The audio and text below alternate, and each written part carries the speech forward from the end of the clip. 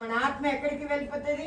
యేసయ్య దగ్గరికి వెళ్ళిపోతుంది. ఎప్పుడు నువ్వు సిద్ధపడి ఉంటే, పగటి సంబంధమైన క్రియలు చేస్తే, పరిశుద్ధురాలిగా ఉంటే, దీనురాలిగా ఉంటే, దేవుని వాక్య ప్రకారం జీవిస్తుంటే, ఆయన ఏం బోధించాడో ఆ బోధనలు మరి అనేక మంది నువ్వు కూడా దేవుని వైపుకి తిప్పగలిగే సాధనంగా ఉంటే, ప్రియమైన బిడ్డ, నీ ఆత్మకు చావులే.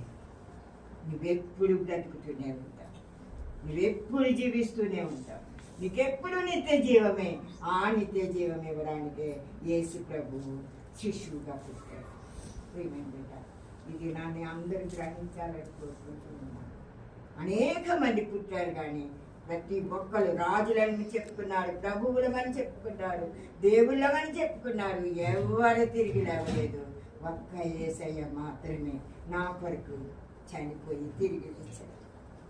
ఆ పునరుద్ధాన శక్తి ద్వారానే సంఘాలు ఉద్భవిస్తూనే ఉన్నాయి. అనేకులు యేసు యొక్క సంఘంలో చేర్చబడుతూనే ఉన్నారు.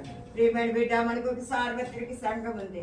అన్ని సంఘాలలోని పరిశుద్ధులందరినీ సార్వత్రిక సంఘంలో దేవుడు చేర్చుకొని వారికి నిత్య జీవం ఇస్తాడు. వారే ఏలికలుగా ఉంటారు. 1000 ఏళ్ల పరిపాలనలో వారే ఏలుబడి చేస్తారు. వారే రాజులుగా ఉంటారు. వారే యాజకులుగా ఉంటారు. వారే మరి సమర్పించుకునే హతసాక్షులైపోయిన వాళ్ళు కొంతమంది ఉంటారు. ప్రియమైన బిడ్డ, ఇది నాని విజ్ఞానులు ఆ యూదుల రాజు ఎక్కడ పుట్టాడు అని, మరి రాజులందరూ ఎక్కడ పుట్టారని వాళ్ళ ఉద్దేశం. అందుకని ఏ రోజు రాజభవనానికి వెళ్ళిపోయారు.